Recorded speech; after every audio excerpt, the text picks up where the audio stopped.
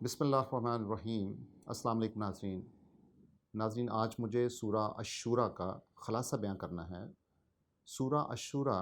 قرآن حکیم کی 42 نمبر سورہ ہے۔ اس میں 5 رکوع ہیں اور اس کی 53 آیات ہیں، اور اس میں 7 پیرائیں ہیں، یعنی سب تھیمز ہیں جن کو ڈسکس کیا جا سکتا ہے۔ سورہ الشورى کا تعلق قرآن حکیم کے حامیم گروپ سے ہے، یعنی 7 سورہ قرآن حکیم کی ایسی ہیں جن کا آغاز حامیم سے ہوتا ہے، جو کہ اللہ تعالیٰ کی رحمانیت کی جو صفت ہے اس کا اندیہ ہے، اس کے مخففات ہیں۔ اور یہ سورہ مومن سے لے کے سورہ الاحقاف تک، یعنی 40 نمبر سورہ سے لے کے 46 تک یہ آیات آتی ہیں، اور ان کا مین ٹاپک جو ہے وہ توحید ہے، وہی ہے، کفار حق کی سرزنش ہے، اور مومنوں کی خوشخبری ہے اور انکرجمنٹ ہے۔ تو ناظرین، سورہ شورى مکی سورہ ہے جو 13 نبوی میں، یعنی رسالت مآب آخری سال تھا مکہ میں، اس میں نازل ہوئی، جبکہ سورہ الزخرف، سورہ الانعام اور سورہ الاعراف نازل ہوئی تھی۔ تو ان کا اکٹھا ایک عرصہ ہے۔ یہ وہ موقع تھا جب کفار اور مشرکین جو ہیں وہ حضور اکرم صلی اللہ علیہ وسلم کی جان لینے کے در پہ تھے، اور حضور اکرم صلی اللہ علیہ وسلم کی جو دعوت حق تھی اس کے بارے میں شک میں تھے۔ مکہ کا الوداعی خطاب بھی اسے سمجھا جاتا ہے، چونکہ اس میں جو مدینہ کی ریاست کا بننا تھا، جو وجود میں آنا تھا، اس کی جو تیاری ہو سکتی ہے، اس کا جو پریلیوڈ ہو سکتا ہے بیسیکلی، اس کے بارے میں ہے۔ اور چونکہ اس میں جو سیاسی جو ایک امپائر بننی تھی مدینہ میں جو قائم ہونی تھی، اس کے جو قوانین ہیں وہ دیے گئے ہیں، یعنی جو میگنا کارٹا ہے وہ تو 1000 سال پہلے کی بات ہے، لیکن میگنا کارٹا سے بھی پہلے جو جمہوریت کا اور شورا کا تصور ہے ایک سوسائٹی میں، وہ قرآن حکیم نے اس سورہ میں دیا ہے۔ اسی لیے اس کا مرکزی خیال نجم اجتماعی ہے، توحید ہے اور اقامت دین ہے۔ اور اس سورہ میں شریعت خداوندی اور انسانوں کے بنائے ہوئے سیاسی اور سماجی نظام کا فرق بھی بتایا گیا ہے، اور توحید اور حاکمیت الہی کی وضاحت کی گئی ہے۔ سورہ شورى سے پہلے سورہ حامیم سجدہ ہے، جسے سورہ فصلت بھی بولتے ہیں۔ اس میں دعوت توحید و آخرت کا زیادہ ذکر ہے، صبر و استقامت کی ترغیب دی گئی ہے۔ اور پھر یہ وہ سورہ تھی جو کہ متوسط درجہ میں مکہ میں نازل ہوئی تھی، یعنی 4 اور 5 نبوی کے درمیان۔ تو اس سورہ کا جو مرکزی خیال ہے وہ وحی خداوندی کی روشنی ہے، شریعت حق ہے، اقامت دین ہے اور اجتماعی نظام ہے۔ تو ناظرین، اس میں 7 پیراگراف ہیں۔ جو پہلا پیراگراف ہے سورہ شورى کا، وہ آیت نمبر 1 سے آیت نمبر 12 تک ہے، حامیم سے شروع ہوتا ہے۔ حامیم اللہ تعالیٰ کی رحمانیت کا مخفف ہے، اور عین سین کاف کا مطلب ہے کہ اللہ تعالیٰ علیم ہے، سمیع ہے اور قادر ہے، کیونکہ اللہ تعالیٰ کی صفات کی طرف ہی ان حروف مخففات اور مقطعات جو ہیں ان کا اشارہ اللہ تعالیٰ کی صفات کی طرف ہے۔ اور پھر قرآن حکیم بتاتا ہے پرافٹ کو خطاب کر کے کہ ہم نے آپ پہ اسی طرح وحی نازل کی ہے، کیونکہ اللہ تعالیٰ کی ذات جو ہے وہ عزیز ہے اور حکیم ہے۔ سارے آسمان، سماواتی، یعنی اس میں جمع کا ذکر ہے، سما کی جمع کا ذکر ہے، یعنی لاہو، تو اللہ تعالیٰ کی ذات کے لیے ہیں سارے آسمان اور زمین، چونکہ اللہ تعالیٰ کی ذات بہت اعلیٰ ہے اور بہت عظیم ہے۔ قرآن حکیم کہتے ہیں کہ انہوں نے اس حد تک کفر کیا کہ ممکن تھا کہ اوپر جو آسمان تھے وہ نیچے گر جائیں، لیکن اس کے باوجود اللہ تعالیٰ کے فرشتے اللہ تعالیٰ کا حمد بیان کرتے ہیں ہر وقت، اور استغفار مانگتے ہیں، پروٹیکشن مانگتے ہیں۔ گویا کہ کائنات کا نظام جو ہے اس میں ہر وقت اللہ تعالیٰ کی قوتیں جو ہیں رحمانیت کی خوبی کو رکھتے ہوئے وہ حرکت میں رہتی ہیں۔ اور پھر اللہ تعالیٰ کی ذات فرماتی ہیں کہ ہم نے اسی طرح وحی نازل کی ہے، اور اس کو قرآناً عربیہ، یعنی عربی زبان میں نازل کیا ہے، اور رسالت مآب کو کہا جاتا ہے اس وحی سے آپ خبردار کریں اس شہر کے لوگوں کو، اور اس دن کے لیے بھی جو کہ یوم الجمع ہوگا، یعنی وہ یوم جس دن کے تمام مخلوقوں کو اکٹھا کیا جائے گا۔ اور قرآن سورہ تغابن میں بھی کہتا ہے یجمع لیوم الجمع ذالک یوم التغابن، یعنی یہ وہ دن ہوگا جس دن میں کوئی شک نہیں ہوگی، اور اس میں کچھ لوگ جنت کے لائق ہوں گے اور کچھ جہنم کے قابل ہوں گے۔ اور اسی طرح قرآن حکیم کہتا ہے کہ اللہ تعالیٰ کی ذات جو ہے وہ فاطر ہے، یعنی اس نے سب سے پہلے آسمانوں کو اور زمین کو پیدا کیا، اور آپ کو آپ کے نفوس پیدا کیے اور ان کو جوڑا جوڑا بنایا۔ اسی طرح جانوروں کو پیدا کیا اور پھر ان کی تعداد کو بڑھایا۔ اور اللہ تعالیٰ کی ذات کو سمجھنے کے لیے کوئی مثال نہیں دی جا سکتی۔ لائسا کمثلہ شیء،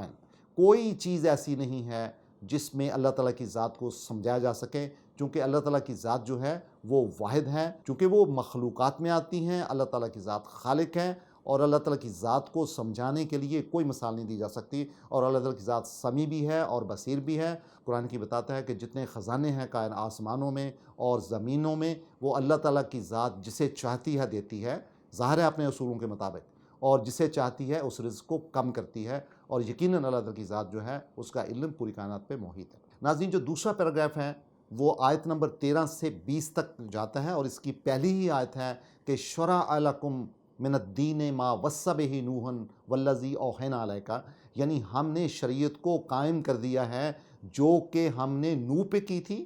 اور اسی طرح اسی کی وحی ہم نے آپ پہ کی ہے، آپ سے مراد رسالت معاب ہیں، اور پھر بتایا ہے کہ یہی وحی ہم نے ابراہیم پہ، موسیٰ پہ، عیسیٰ پہ اور سارے پیغمبروں پہ کی ہے، اور ان میں کوئی فرق نہیں ہونا چاہیے تھا، لیکن یہ فرق اس وقت آیا جب ان کے پاس علم آ گیا، اور ان میں سے کچھ لوگ اللہ تعالیٰ کی طرف راغب ہوتے ہیں، یعنی جو راغب ہوتے ہیں اللہ تعالیٰ کی ذات ان کو ہدایت دیتی ہے اور چن لیتی ہے ان کو جن کو اللہ تعالیٰ کی ذات چاہتی ہے۔ اسے کہتے ہیں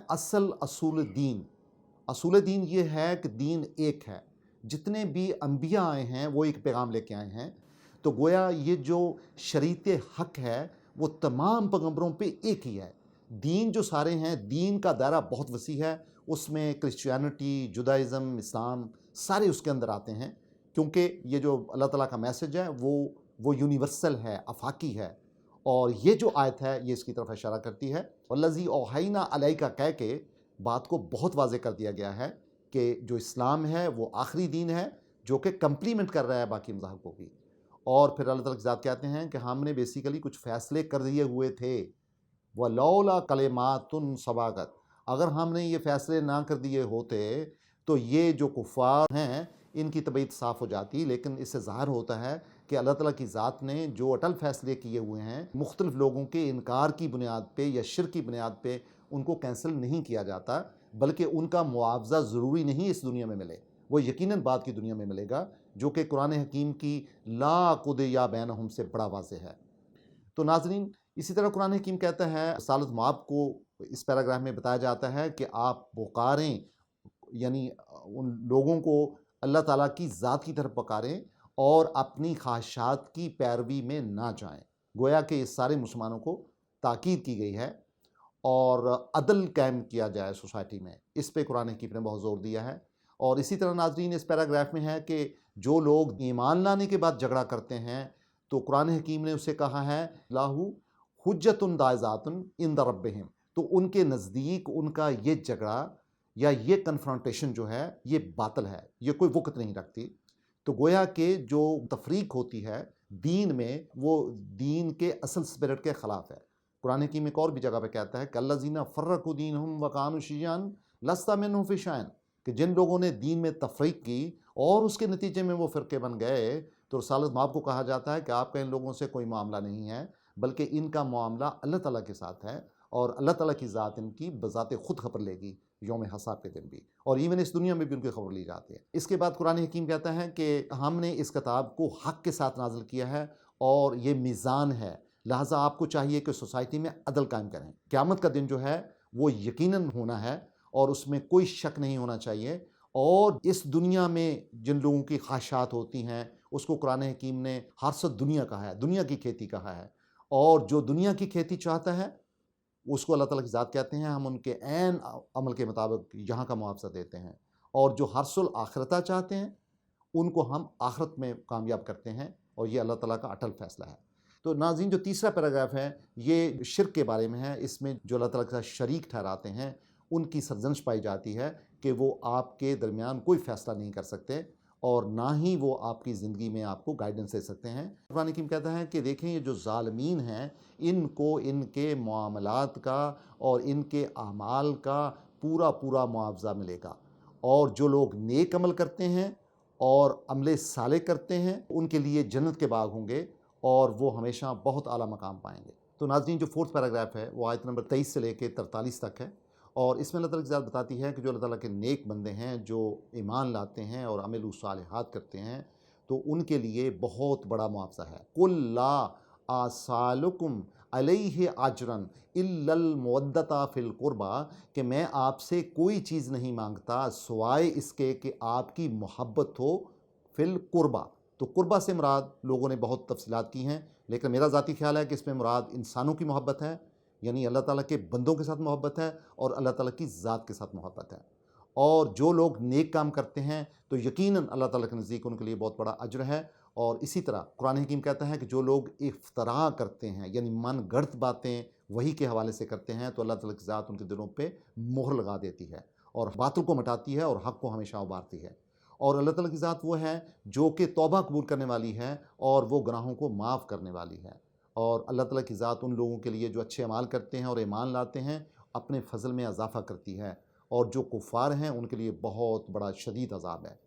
اور پھر اللہ تعالیٰ رزق دیتا ہے اپنے بندوں کو جو نیک لوگ ہوتے ہیں، لیکن اللہ تعالیٰ کی ذات انسانوں کو جو رزق دیتی ہے وہ ایک لمٹ کے تحت دیتی ہے اور ان پہ کنٹرول رکھتی ہے تاکہ یہ بہت زیادہ اپنے بھاگی پن میں نہ چلے جائیں. اور اللہ کی ذات خبیر بھی ہے اور اللہ کی ذات بصیر بھی ہے، اور اللہ تعالیٰ کی ذات وہ ہے جو کہ بارش نازل کرتی ہے. تو ناظرین، جو آیت نمبر 29 ہے سورہ شورا کی، یہ قابل غور ہے. وَمِنْ آیَاتِهِ خَلْقُ السَّمَاوَاتِ وَالْأَرْضِ وَمَا بَثَّ فِيهِمَا مِنْ دُعَابَةٍ وَهُوَ عَلَى جَمْعِهِمْ إِذَا شَاءَ قَدِيرٌ. یعنی اللہ تعالیٰ کی نشانیاں ہیں آسمانوں کی تخلیق میں اور زمین کی تخلیق میں، اور اس میں جو دوابہ کہتے ہیں ایسی چیز جو موو کرے، چپاؤں کو بھی کہا جاتا ہے. تو اس سے ایک اندیا یہ بھی ملتا ہے کہ ہو سکتا ہے کہ جو دوسرے جو ستارے ہیں، جو دوسرے آسمان ہیں، مارز ہیں یا باقی بے شمار جو ملین سٹارز ہیں، یہ آیت یہ بتاتی ہے کہ وہاں یقیناً لائف ہو سکتی ہے. اور تبھی یہ جو لفظ استعمال کیا ہوا ہے دوابہ کا، اور وما بث فیہما، اور اس کے ساتھ سماوات کا ذکر ہے اور والارض کا ذکر ہے. اسی طرح ناظرین، اس پیراگراف میں قرآن حکیم بتاتا ہے وما اصابکم من مصیبۃ فبما کسبت، یعنی جو لوگ برے اعمال کرتے ہیں تو ان کی بدولت ان کو مسائل آتے ہیں اور ان کا معاوضہ بھی وہ بھگتتے ہیں. لیکن کبھی کبھی ایسا بھی ہوتا ہے کہ اللہ تعالیٰ کی ذات انسانوں پہ مشکلات بھیجتی ہے. لا یکلف اللہ نفسا الا وسعہا، کہ ہم آپ کی مشکلات میں جو اضافہ کرتے ہیں وہ بیسیکلی آپ کی وسعت میں اضافہ کرنا ہمارا مقصود ہوتا ہے. تو وما اصابکم من مصیبت ہمیشہ یعنی ایک برے اعمال کی وجہ سے نہیں ہوتا. بعض کا مشکلات بھی آئیں تو ان کو اللہ تعالیٰ کی ذات آپ کی استطاعت میں اضافہ کرنا چاہ رہی ہوتی ہے. اور اسی طرح اللہ کی ذات کہتی ہیں کہ دیکھیں ہماری کتنی نشانیاں ہیں جو آسمانوں میں، زمین پہ، اور یہ کشتیوں کو دیکھیں جو پہاڑوں کی طرح کھڑی ہوتی ہیں سمندروں میں، اور ان کی نشانیاں آپ دیکھ سکتے ہیں. اور اس کے علاوہ جو لوگ کفر میں ہوتے ہیں وہ کبھی بھی ان کو کوئی ایسا اسکیپ نہیں ملے گا، باہر نہیں نکل سکتے اس کائنات سے باہر. آفٹر آل ان کے برے اعمال کا ان کو ضرور جزا ملے گی. اور اللہ تعالیٰ کی ذات کہتے ہیں کہ یہ جو دنیا ہے، یعنی جو لوگ اس دنیا کی خواہش کرتے ہیں، وہ یہ متاع حیات الدنیا ان کے لیے ہے، لیکن اللہ تعالیٰ کے نزدیک آخرت ہے جو کہ بہت اس سے بڑھیا ہے اور ہمیشہ رہنے والی ہے. تو لہٰذا جو اللہ تعالیٰ کے نیک بندے ہیں وہ ہمیشہ اس دنیا میں بھی محنت کرتے ہیں، لیکن آخرت کے لیے بھی بہت کام کرتے ہیں، کیونکہ اس دنیا کی محنت اس لیے کہ آخرت اس پہ بیس کرتی ہے، اور آخرت کی محنت اس لیے کہ جب دونوں کو مقابلہ ہوگا تو آخرت جو ہے وہ خیر و آپ کا وہ ہمیشہ رہنے والی ہے. تو لہٰذا اللہ کے نیک بندے اللہ تعالیٰ پہ ایمان بھی لاتے ہیں اور توکل بھی رکھتے ہیں. اور اللہ تعالیٰ کے وہ بندے، پھر چند ایک خوبیاں ان لوگوں کی بیان اللہ تعالیٰ نے اس پیراگراف میں کی ہیں جو کہ نیک بندے ہوتے ہیں. مثلا وہ بڑے بڑے کاموں سے، جو گناہ کبیرہ ہوتے ہیں، ان سے پرہیز کرتے ہیں، اور جب ان کو غصہ آتا ہے تو اس پہ کنٹرول کرنے کی صلاحیت رکھتے ہیں.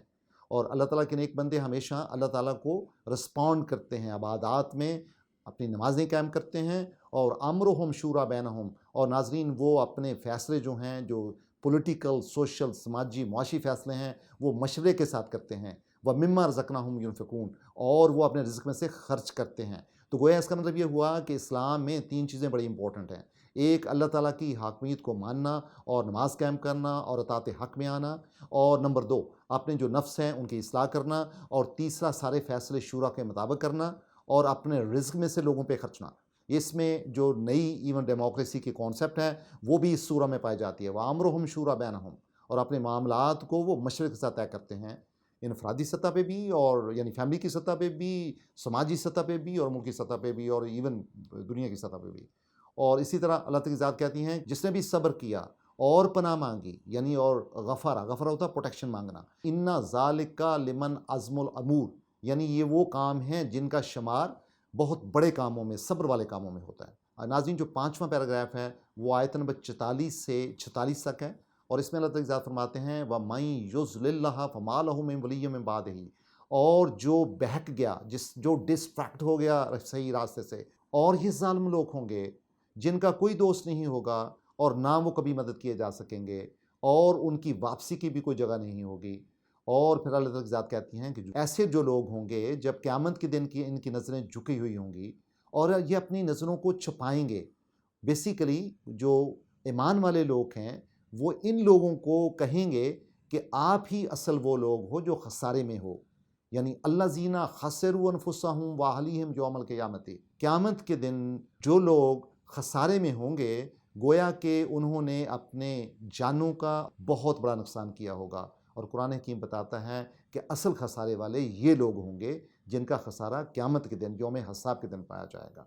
اور اسی طرح قرآن حکیم کہتا ہے وَمَا كَانَ لَهُم مِّنْ أَوْلِيَاءَ يَنْصُرُونَ، اور ان کی کوئی مدد نہیں کر سکے گا اس موقع پہ،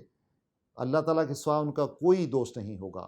اور جو بہک جاتا ہے، ڈسٹریکٹ ہو جاتا ہے اپنے اعمال کی بنیاد پہ، اللہ تعالیٰ کی ذات اس کو اسی پہ پھر بہکنے دیتی ہے۔ یہ بھی اللہ تعالیٰ کی ذات کا ایک اصول ہے۔ تو ناظرین، جو چھٹا پیراگراف ہے وہ آیت نمبر 47 سے 50 کے درمیان آتا ہے، اور اس میں بتایا جاتا ہے کہ جو اللہ تعالیٰ کے نیک بندے ہیں وہ ہمیشہ اپنے رب کو رسپونڈ کرتے ہیں۔ پھر پرافر کو کہا جاتا ہے کہ اِنَّا عَلَيْكَ إِلَّا الْبَلَاغُ، کفار جتنا بھی اعراض کریں آپ کے ذمے صرف ابلاغ ہے، آپ کو چاہیے کہ آپ لوگوں تک اللہ تعالیٰ کی وحی کے پیغام کو لے کے جائیں۔ پھر اللہ تعالیٰ کی ذات نے اس آیت میں بتایا ہے کہ انسانی فطرت جو ہے اس پہ جب رحمت آتی ہے تو خوش ہوتا ہے، اور جب اس پہ مصیبت آتی ہے تو اس کے ہاتھ پاؤں پھول جاتے ہیں اور وہ کفر میں چلا جاتا ہے، ناشکری میں چلا جاتا ہے۔ تو لیکن یاد رکھیں کہ اللہ تعالیٰ کی ذات جو ہے وہ مالک ہے آسمانوں کی اور زمین کی، اور وہ جسے چاہتا ہے ان کو بیٹیاں دیتا ہے اور جسے چاہتا ہے ان کو بیٹے دیتا ہے، یعنی نر اور مادہ کا ذکر ہے۔ عام طور پہ جو اناسن ہے وہ کمزوری کی علامت سمجھی جاتی ہے، اور جو ذکور ہے، مرد جو ہے، وہ قوم کے لیے یا فیملی کے لیے ایک طاقت کی علامت سمجھی جاتی ہے۔ لیکن یہاں پہ دیکھیں جو مؤنث ہے اس کو پہلے لایا گیا ہے، شاید اس سے تکثیر نسل مراد ہو کہ اس میں چونکہ جو مادہ ہیں اس سے ہی آگے نسل چلتی ہے، تو اس میں اناسن کا لفظ پہلے آیا ہے اور ذکور کا لفظ بلکہ بعد میں آیا۔ اور پھر اللہ تعالیٰ کی ذات کہتی ہیں اور پھر ہم نے مادہ اور نر کے جو جوڑے بھی بنائے ہیں، اور اللہ تعالیٰ کی ذات جسے چاہتی ہے قائم رکھتی ہے، اور اللہ تعالیٰ کی ذات علیم بھی ہے اور قدیر بھی ہے۔ یہ اللہ تعالیٰ کی ذات کے جو اصول و ضوابط ہیں یہ بیسیکلی ان اصولوں کا ذکر ہے۔ تو ناظرین، جو آخری پیراگراف ہے وہ آیت نمبر 51 سے آیت نمبر 53 تک ہے، اور اس میں اللہ تعالیٰ کی ذات وحی کے مختلف طریقے بتاتی ہیں۔ وَمَا كَانَ لِبَشَرٍ أَن يُكَلِّمَ اللَّهُ إِلَّا وَحْيًا، یعنی کسی بشر پہ کوئی وحی نہیں آتی، ہاں ایک وحی جو آتی ہے یا وحی یعنی فرشتوں کے ذریعہ آتی ہے، یا ورال حجاب یعنی پردے کے پیچھے سے کلام ہوتا ہے، اور یرسل رسولاً، اور یا اللہ تعالیٰ کی ذات رسول بھیجتی ہے، اور اللہ تعالیٰ کی ذات کے حکم کے ساتھ ہی یہ سب کچھ ہوتا ہے۔ تو یعنی وحی کے 3 طریقے ہو سکتے ہیں، ایک سماعت کے ذریعہ جس میں اللہ تعالیٰ کا جیسے حضرت موسیٰ کو خطاب تھا، ان کو کلیم اللہ بھی کہا جاتا ہے، یا جو جبرائیل علیہ السلام آتے ہیں مختلف پیغمبروں پہ، اللہ تعالیٰ کی ذات کا ایک طریقہ وہ ہے۔ پھر ایک طریقہ ہے کہ اللہ تعالیٰ کی ذات القاء کرتی ہے انسانی دلوں پہ، اور یا پھر آپ نوٹ کرتے ہیں آپ کو خواب آتا ہے اور آپ کو پیغام دے دیا جاتا ہے۔ کئی ایسی چیزیں ہوتی ہیں کہ جس میں آپ برا کام کرتے ہیں تو آپ کا ضمیر آپ کو ملامت کر رہا ہوتا ہے، وہی بھی وحی کا ایک سٹائل ہے۔ تو یہ جو طریقے ہیں وحی کے وہ اس سورہ میں بتائے گئے ہیں۔ اور پھر اللہ تعالیٰ کی ذات کہتے ہیں کہ دیکھو، رسالت میں آپ کو مخاطب ہیں، وَكَذَّلِكَ أَوْحَيْنَا عَلَيْكَ رُوحًا، یعنی ہم نے آپ پہ قرآن حکیم کو بھیجا، روحن سے مراد قرآن حکیم ہے، من امرنا، ہمارے اپنے حکم کے مطابق، ما کنتا تدری مل کتاب ولا الایمان، حالانکہ آپ کتاب سے اور ایمان سے اتنا واقف نہیں تھے، یعنی رسالت میں آپ اللہ تعالیٰ کو بھی مانتے تھے اپنے پرافٹ سے پہلے، اور کتاب سے بھی بڑے واقف تھے، وَلَكِنْ جَعَلْنَاهُ نُورًا يَهْدِي بِهِ مَن نَّشَاءُ مِنْ عِبَادِنَا، کہ ہم نے وحی کو نور بنا دیا ہے اور اس سے ہم ہدایت دیتے ہیں اپنے ان بندوں کو، اور اِنَّكَ لَا تَهْدِي، اور آپ اس سے ہدایت دیتے ہو الی صراط مستقیم، صحیح راستے کی جانب۔ تو گویا یہاں قرآن حکیم نے روحن سے مراد وحی لیا ہے، اور رسالت میں آپ کو بتایا ہے کہ جب آپ پہ وحی کی اللہ تعالیٰ کا حکم جو تھا وہ ابھی نہیں آیا تھا، لیکن جب یہ وحی ہم نے بھیجی، روحن کیا، تو آپ نے اپنے ایمان اور اس نور کی بدولت آپ نے اس قوم میں جو کہ مری ہوئی قوم تھی، بنجر زمین کی طرح، اس میں اتنا بڑا انقلاب پیدا کر دیا کہ وہ صراط مستقیم پہ آ گئے، اور یہ انقلاب پوری دنیا میں پھیلا، اور آخری آیت ناظرین کہتی ہے کہ صراط اللہ ہے، کہ اللہ تعالیٰ کا ہی راستہ ہے، الذی لاہو ما فی السماوات ما فی الارض، اور اللہ کی ذات وہ ہے جس کے لیے آسمان بھی ہیں سارے اور زمین بھی ہے، الا الی اللہ تسیر الامور، لیکن ایک بات یاد رکھو کہ جتنے بھی معاملات ہیں آفٹر آل ان کا انجام اللہ تعالیٰ ہی کی طرف ہے۔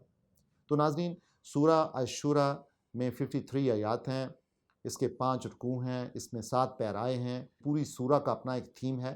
اور پھر سب تھیمز ہیں جو کہ میں نے کوشش کی ہے کہ آپ کو ڈپکٹ کر دیا جائیں، یعنی آپ غور سے دیکھ سکیں کہ اس کا کلاسیفیکیشن کیا ہے، اور سورہ ہمیں دعوت دیتی ہے کہ ہم سورہ کا بغور مطالعہ کریں، اس کے صرف اور نحو میں جائیں، اس کی گرامر کو سمجھیں، اور اس کے جو مفہوم ہیں سورہ شورى میں جو عنوانات بھی